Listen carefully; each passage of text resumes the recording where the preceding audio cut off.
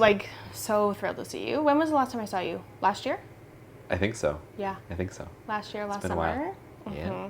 So we met actually through EMDR, right? Yep. Facilitating training. Yep. And so you are a therapist. Tell me a little bit about like who you are, where you live, because you don't live here, right? And what it is that you do. Yes. So, but everyone else maybe doesn't. Kyle Poon. I'm a registered psychologist into Edmonton, Alberta. So out west. And I work exclusively online with my own private practice. And I probably spend about 70% of my time in there.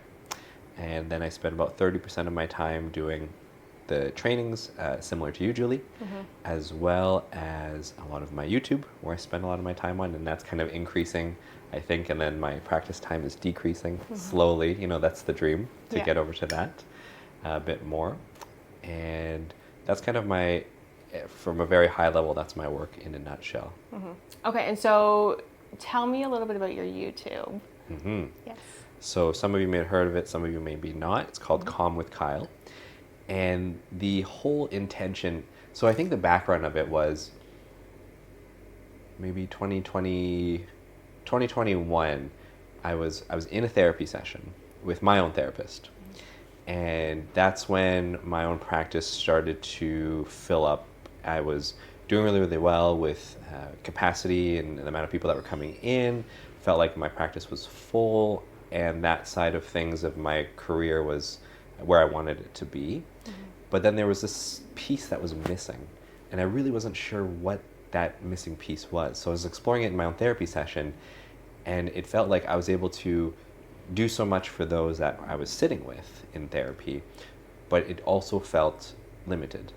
It felt like that wasn't, for something inside of me felt like that wasn't enough. And I was exploring with her, okay, what could I do to branch out even more?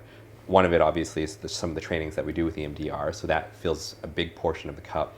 Sure. But then this other piece was, well, maybe I could take some of the things that I do that works for clients in session and put it out there for anybody to access. Because I'm sure maybe we'll talk about it today, but therapy is a very privileged kind of thing. Yes. It's very expensive. Yeah. And the people that I think need it the most don't have access to it.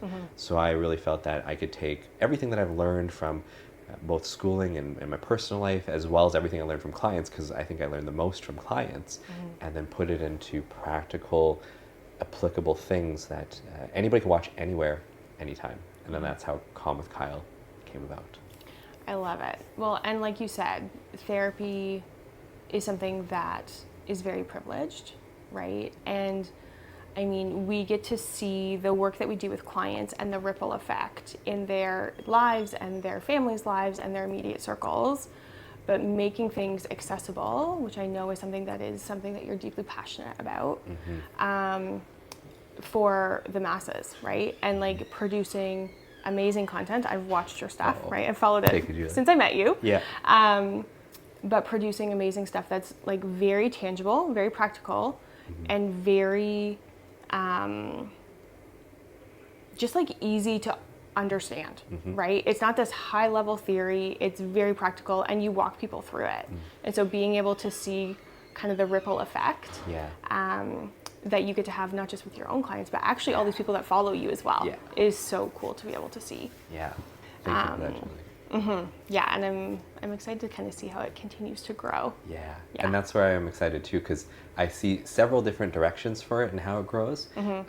Also realize the amount of time and work that goes into it. Yeah. And I think one of the things that I have to be cognizant of is having a young family. So it's like, how much time can I devote to that outside of my practice, which is always the fine-tuned balance. But I think, yeah, you're right. The intention was, let's provide guided things for people to use.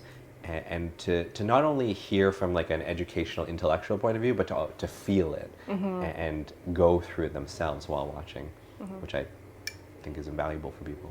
Yeah, absolutely. Yeah. And I mean, you said that this kind of came about from your own therapy journey. And I know, I mean, obviously we're biased because we are therapists. but not every therapist goes to therapy, Yeah. right? Which Yeah. is kind of ironic. Yep. I'd be interested on the stats on that too. I would too. Yeah. I would be very interested. And, you know, I go to my own therapy. I know you go to therapy. And so what has therapy been like for you, specifically as a man Yeah. pursuing therapy, Yeah. right? And all of the stigmas around men pursuing therapy and asking for help, but then also as a man of color, right? Yep. And then the extra added layers of that element of your life as well, Yeah. pursuing therapy. Good question. So I have 3 therapists, Okay. and I'm working on actually getting a 4th. I have 2, so I totally get it. Okay. Yeah. Okay. Yeah. And this all kind of ties into the story, and I'll probably explain the rationale of each one along the journey. Sure. I think if we rewind quite a bit back, probably 10 or so years ago, when I was in my master's, and everyone was encouraged to do therapy, and I was like, well, I'm a student and I get free counseling, might as well, you know, as a master's student, give it a try. Went into it. I didn't really know what to expect, and I was really expecting actually the other person to just tell me what to do. Sure. Yeah. It's like, I don't know why I'm here, but tell Yeah. me why I'm here. And I don't think I got a lot from it, but I got a little bit of exposure. Probably more because what I got most from it was seeing how they were in therapy, so then I could take it into practice as being such a baby therapist at the time. But I think you're right. Like when we go look at stigma, even within like the Asian communities and Chinese communities, mental health isn't talked about a lot. If I think about growing up, we never really talked about feelings or emotions. And I think to complicate things, where my family kind of came from, so I'm 4th generation Chinese Canadian, and my family came here back in the late 1800s during the time of building the railroad, and there was a mix of them working there at the time, but also 3 generations back of first responders and veterans in military. So like for example, great-great-grandfather was in the US military. Then I had my grandfather who fought as a teenager in China during World War II. And then my father who spent 40 plus years as a advanced care paramedic, fire medic, and then a paramedic instructor. So I think if we look at even just the occupational side of things, not even factoring in the culture, feelings weren't a thing. Feelings weren't talked about. Absolutely. Mental health wasn't talked about. And now I'm seeing the effects today on my family and myself. That being said, then you layer on the cultural piece on top where, you know, there's the saving face element of we don't really share things outside of the family to avoid shame, shaming the family, shaming ourselves, and having a good image. And I think a lot of that goes back to survival reasons, being immigrants so early, and dealing with kind of the historical racism and trying to fit in with culture. Yeah. So all of that, I think, was a nice setup for me coming into this world and not having any exposure much to feelings and mental health. And I think for a long time, I rejected feelings. Anytime, and it's a little embarrassing to say because I think even at the beginning of my therapy journey as a baby therapist, I'm really good at holding space for others, but then sometimes I would have this little judgmental self in the background thinking, not about judging my clients, but judging myself, saying, how could they feel it? Like, I guess in a way it was a little bit judgment towards them because I was like, I don't know if I could feel that way. Yeah. But it was actually a judgment of myself. Yeah. And I always thought, you know, I don't have these kinds of feelings and I'm fine. I'm fine. Yeah. And then that kind of 5 years, I think, into the journey is when I really started getting to know myself a bit more. And a lot of that actually came with my wife. A lot of that came from her nudging me and pointing things out. And I would always push back. I'd be like, absolutely not. And then I'd hear it from a friend at the same time, like probably around the same time that she shared it. And then it's like clicking. And then she gets... the irony. I know, right? yes. We hear this all the time. Yeah. My spouse says this all the time, and they never listen. And then you say it, and all of a sudden, right? All the time. Yeah. So tip to men is to do a bit better on listening. Sure. Yeah. Actually, my therapist said one thing once was, because I was talking to her about a conflict that I was having with my wife, and she was saying, the problem, she phrased it this way. She said, the problem with women are that we have so many thoughts and go in so many directions. And I was like, oh, she's siding with me? And then the next sentence she was like, but the problem with men is that you guys got to catch up. And you guys got to catch up and be more present. Ouch. So I was like, okay, that's touche. Yeah, Touche. That's fair. That's fair. So anyways, going back to the journey, I think really what I've noticed is there's two elements in this therapy journey. My first therapist, I was referred by someone dear to me to a therapist, and I was like, okay, I'm gonna give him a try out. It was an older dude. He was an older white male, probably I think he was in his 80s, and it was the weirdest therapy sessions. Weird as in, we would do therapy. He would kind of fall asleep in session on me, and at the end of therapy session, he would ask me. He would say to me, "It looks like you need a hug," and I'm like, "That's the weirdest thing." And then, still being new in the client chair, I was like, "Maybe I do. Maybe he sees something because he's experienced. He knows this field." I'm like, "Let's try it." Sure. Weird hug. Weird hug. I'm like, okay, maybe it's just something I'm uncomfortable with, and I need to go back and try again. So I did it 2 or 3. Probably about 4 times more. Every single session, I didn't learn anything except for the weird feeling at the end where he was like, "You need a hug." And then I was like, maybe therapy's not for me. I'm so sorry. Yeah. So I had to try somebody. Else, and heard that there was some other things about him in the background. When I digged into it a little bit more, is just not comfortable stuff. Tried it again. Been with her ever since. It's probably been 6 or 7 years now I've been with this therapist. Yeah. And she's very somatic based, very Hakomi based, very body based. Everything that I was missing. Because part of the cultural element is really get into your cognitive brain, get into your thinking brain, get away from those feelings. And doing so, I didn't notice how far I was disconnected from me and from my body. And she really slowly started to bring me back.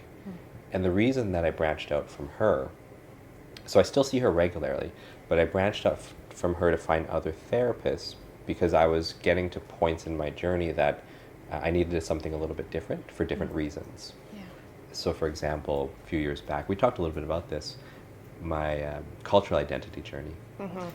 Being 4th generation Chinese, my family born and raised here in Canada, especially my parents being born and raised here in the 50s, a time where World War II was ending. There was a lot of racism before and after, and especially during that time. And they were going through probably being some of the only Chinese individuals in their community. And during that time, they rejected all Chinese culture, all Chinese values, didn't want anything to do with family because for survival reasons, they wanted to fit in. They never learned really the language fully. My mom knows a little bit, and they never chose to teach us any of the language. So that got lost with me and every one of my family members, my brother, my sister, and all of my cousins. It was really weird. Both sides of the family, everybody lost the language. Never thought nothing of it growing up. But that's a huge part of your history and your identity and your family and culture, right? To lose language.